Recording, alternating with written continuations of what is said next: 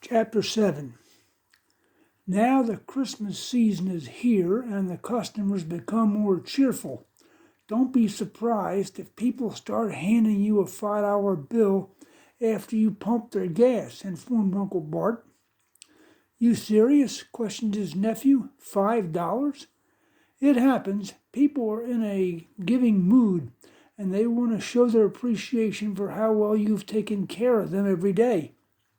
It will especially occur with ladies who are dependent on us for maintenance and repairs. We don't rob them, and we are accurate with our diagnosis of mechanical problems. These things are important to people, like when we add a windshield fluid and don't charge them for it. I buy it for 50 cents a jug, but it buys us goodwill. I take care of them as a matter of routine. I never thought about how much it means to them, the boy responded. Well, the reason I am prepping you is that whenever people receive money unexpectedly, that is, money out of the sky, there's a tendency to blow it. You figure it as extra money and now you can afford to spend it. And I want you to fight that impulse. Those gifts will add up, and you should just put it away.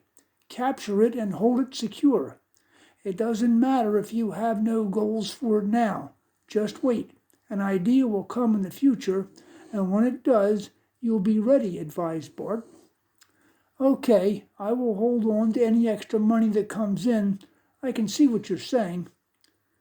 Very good. Now we are moving along well with the convertible project, but there are still a few parts we need to round up. If you have nothing going on next Sunday, we can take a run up to Easy Yank, suggested Bart. Jerry's eyes lit up. I've never been up there, but I've heard you and Clem talking about it. It sounds like quite a place.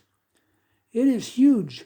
There are current cars in the main fields. There are yards full of trucks when you walk back further. And down the bottom, there are older cars, 1930s through the 1970s. You will have a blast, predicted the mechanic. I'm in. All right, now the next job is to get the steering parts out of the sedan. The two walked out to the parts car. Bart laid down on the driveway to point out the parts that were going to be removed. The boy got down next to him. You're going to need a puller to separate the pitman arm from the steering box. You will first need to break the big nut that holds it up. Spray it and put a big socket on it with a breaker bar and a pipe. After that, take the top nut off the shock absorber. Unfasten the bottom connectors of the shock. Then you're going to need a spring compressor to take it out from between the upper and lower A-frames. Ask Clem where it is. With all the spring stress gone, you can unbolt the upper and lower support frames. I think we can lower all the steering linkage and the front drums all at once. We'll see how it goes at that point. Jerry carefully took in all the parts his uncle was describing. Looks doable. On second thought, it will be best to separate the joint of the pitman arm from the tie rod. When taking these things apart, you need everything held still. If you have it off a car, you can put parts in the vise. That will secure them. When they're on the car, you have to plan your approach. With the pitman fastened to the steering box, it is solid. That will make the other joint more easily broken. I see what you're saying, said Jerry. Also, when you're using pullers, be careful that the claws are set to maximum grip. Pullers can do their job because they're putting a lot of force exactly where you want it. If they are not set properly, they cannot apply the force where you need it, or they can slip off. And if they slip off, they can go flying. Your tool then becomes a missile, so keep your face away. Depending on how much clearance you have, turn the bar with a pipe and keep your face away. Yeah, that does not sound good. It's not. Always be careful. Always think it out and always be careful. God gave you a brain, and you use it. I will do that, responded Jerry sincerely. Well, if you're ever sitting around with a bunch of mechanics and you want to learn about shop safety or what to avoid, ask the question of stupid things they ever heard of or experienced. A case in point, I was at a parts store here in Spring City, and a young guy was buying a shop vac. The one he was replacing got destroyed in a crazy manner. What happened to it? Well, he said he had to drain a fuel tank of gas, so he put the shop vac hose down the filler tube and turned it on. It was pumping the gas real fast, and then he heard the phone ring, so he went in the house to answer it. When he came back out, the shop vac was gone. He said there were pieces of it all over the backyard, Bart continued. Oh my gosh. I thought to myself, he was lucky there were not pieces of him all over the backyard. That is terrible. You really do have to use your brain. It's the only way to go. Uncle Bart stood up and opened the hood. Unscrew the top nuts of the shocks. If the shaft turns, file a square top on it so you can grab it with a vice grip. There are 2 bolts on the bottom and it should come right down. I forget if the convert has the shock cones on top, but if you need to take these cones and then you can move them over. Very good. Uncle Bart knelt down and pointed to the lower control arm. Once you get the shock and the spring out, the lower piece can be unbolted. The inside connection is a cam that adjusts alignment. The other part of it is the strut. This forms a triangle, which gives it great strength. You have had experience with taking those out, so you'll have no problem. Okay, I will pull the shocks and round up the spring compressor. It looks like I can get this all apart. Jerry got the shocks out with little difficulty. He called Clem for this spring device. Have you ever squeezed springs before? Asked the older boy. You have to put them on just right to get them compressed. No, not really. All right, let me set you up, Clem offered as he picked up the tool with hooks on each end. You put one hook at the top part of the spring and the other hook on the bottom. Okay, now, you see how it is in place. Here, take the second compressor shaft and hook it up on your side. Jerry placed the hooks on the spring in the proper places. Okay. You're cooking.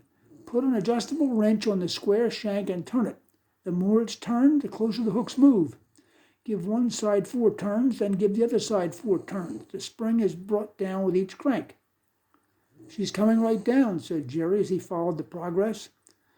Well, when the spring clears, you can take it out of the framework. Clem wiggled the compressed spring and handed it to Jerry. Now, be careful when you bring the hooks back down. You might even want to take it in the garage and put it in a vise, Clem advised. Thank you very much. I got this, responded Jerry. That's all right, Clem answered. I'll be inside if you need me for something else. Oh, and be careful when you are prying around. You don't want to damage or break off any grease fittings. After spraying the big pitman arm nut and the smaller connector that joined the pitman to the tie rod, he picked up a socket and tried to place it on the smaller nut. It would not drop on. He took a wire brush and scraped the dirt and grease from it. Then he saw that there was a crown nut with a cotter pin ends folded around the nut spaces. Once he saw the situation, he unfolded the tips with a small screwdriver and straightened the tips with pliers. Then he tapped out the pin with a little hammer. Now the socket dropped right on. The breaker bar soon had it unscrewing. He had seen tapered connectors before. There were several ways to pop them apart. A fork splitter could be driven in, but any rubber dust cover often got destroyed. He had seen Uncle Bart separate ball joints by holding a sledgehammer head right behind it and pounding the other side with a hammer. But the easiest way would probably be a puller. It would have to be a smaller tool that could have its claws fit under the part to be lifted. After deciding on this course of action, he returned to the garage to ask Clem for the tool. After breaking each of the 2 parts, he screwed the nuts back on their shafts so they would not get lost. The idler arm was holding up the tie rod. He had put wooden blocks under the steering linkage to support it while he disconnected the last part. Jerry broke and unscrewed the bolts to free it. The next job was to release the right control arm. The bottom was easy. There was a cam in the frame that adjusted the camber or how close the wheel was to perpendicular. He unscrewed the nut and gently tapped out the unit. He put the nut back on and tossed it into a can marked control arm right. The arm dropped down, still attached by the lower ball joint.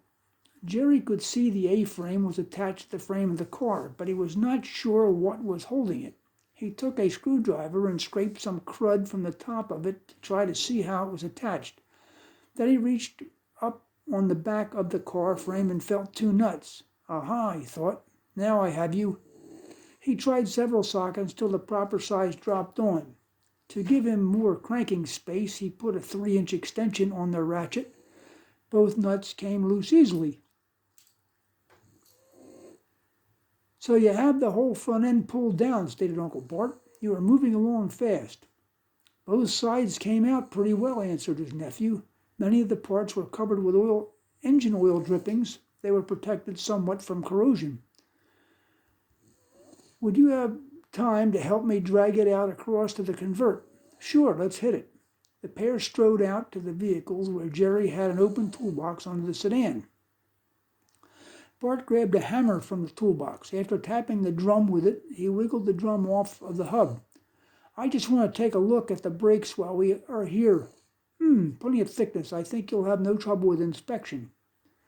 After replacing the drum, they both picked up opposite ends of the front end frame and carefully towed it to the receiving car. Jerry brought over several marked cans to begin the reassembly. I just thought of something. While you had this all laying out on the ground, and you can see everything easily, take a putty knife and scrape all the crud off the grease fittings. Jerry nodded and grabbed the requested tool and cleaned up the fittings. Okay, you go down below with your nuts, directed Bart. I will hold the upper control arm so you can slip the stems into the holes and put the nuts on. After murmuring and grunting, Jerry called up, We got it. All right, move over to the other side. They soon had both sides bolted in place. I think you have it. I'm going in. If you need me, just give me a shout. This thing is moving along, said the mechanic. The boy went to work replacing the steering frames and tie rods. His uncle had suggested putting a few drops of oil on the threads before replacing the nuts. The final step was to assemble the pitman arm. Bart had told him to check the bushing on the idler arm because they crumble with age, but it turned out to be adequate. Uncle Bart was right. I know every part of this baby. There will be no mysteries in operation or maintenance, he thought. It felt good to be back in the warmth of the office as Jerry closed the door behind him and sat down on the old truck bench. Okay, you're making progress. Relax a while and we will plan our next move, said Uncle Bart. Yeah, it's looking good. The next thing I want to do is mount the tire I have. Go to it, but don't forget to put it on the balancer. A balanced wheel will make a tire last to the maximum, advised the mechanic. And speaking of tires, you need 3 more for your fancy wheels plus a spare, he added. We will have to plan a trip up to New Ringgold and explore the Easy Yank yard. When would be a good day to head up? Asked his nephew. I'm thinking Sunday. Yeah, that would be the best day for me. The temperature should top out in the low 40s. It's no fun to crawl around in a junkyard when it's below freezing. You do have to be careful when you go to a junkyard around the holidays, he added. You mean they're closed? Well, they are closed on Christmas, but they are allowed to go home early on Christmas Eve if there's no customers in the yard. And if you unknowingly stay late, the workers get mad and charge you double for your parts, Bart explained. Wow, that is good to know. Sunday is far enough away from Christmas that we'll be okay. That is something.